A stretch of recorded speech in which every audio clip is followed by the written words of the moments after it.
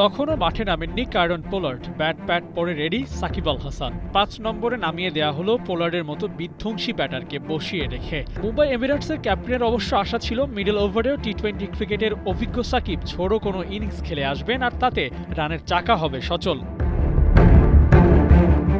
না, পোলার্ডের সে আশা পূরণ করতে পারেননি সাকিব আল হাসান। বলের সাথে পাল্লা দিয়ে রান তোলা হয়নি, তাই এক প্রকার বাধ্য হয়ে রিটায়ার্ড আউট বনে মাঠ ছাড়তে হয় তাকে।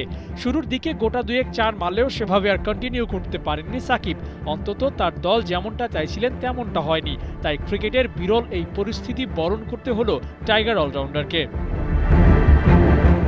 রশিদ খানের বাজে পারফরম্যান্সে সাকিবকে এক ম্যাচের সুযোগ দিয়েছিল একাদশে জায়গা পোক্ত করার, কিন্তু সেটি আর হলো কই। তাসকিনের দল শারজাহ ওয়ারিয়র্সের বিপক্ষে অলরাউন্ডার সাকিবকে এদিন খুঁজেই পাওয়া যায়নি। ১২ বল খেলে করলেন ১৬ রান। এমন মধ্যর গতির ইনিংস দিয়ে মডার্ন ডে টি-20 ক্রিকেট চলে না। নিজের ভালো সময়টা যে পেছনে ফেলে এসেছেন সাকিব আল হাসান তা এই ম্যাচেও হলো স্পষ্ট। ব্যাটিংয়ের পর বোলিংয়ে দলের সবচেয়ে বাজে বোলারে পরিণত হলেন আল হাসান। করলেন ২ ওভার বোলিং, দিলেন ২৭ রান, ছিলেন উইকেটলেস। এমন নিষ্প্রভ সাকিবকে পরের ম্যাচেও ক্যারি করবে এমিরেটস? সে সম্ভাবনা কম। কোটার ২ ওভার রেখেই শেষ করেছেন স্পেল। পরের ম্যাচে হয়তো আবারও দিতে হবে বেঞ্চ পাহারা। চেষ্টা অবশ্য কম করেননি সাকিব। হেড পজিশন ঠিক রাখতে ফিতা কামড়ে পড়েছিলেন উইকেটে, অনেকটা নিজের সাথে নিজের যুদ্ধ করার মতো।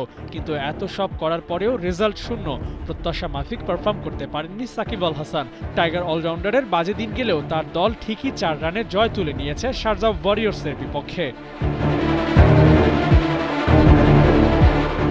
নামের পাশে ৭,৫০০ টি-20 রান, ৫০০-র বেশি উইকেট আর ১১টি লিগে খেলে বেড়ানোর অভিজ্ঞতা, কোনো কিছুই সাকিবকে এখন আর সঙ্গ দিচ্ছে না। শেষ বলেও যে একটা কথা আছে সেটি ভাবার সময় সাকিবের হয়তো এসেই পড়েছে।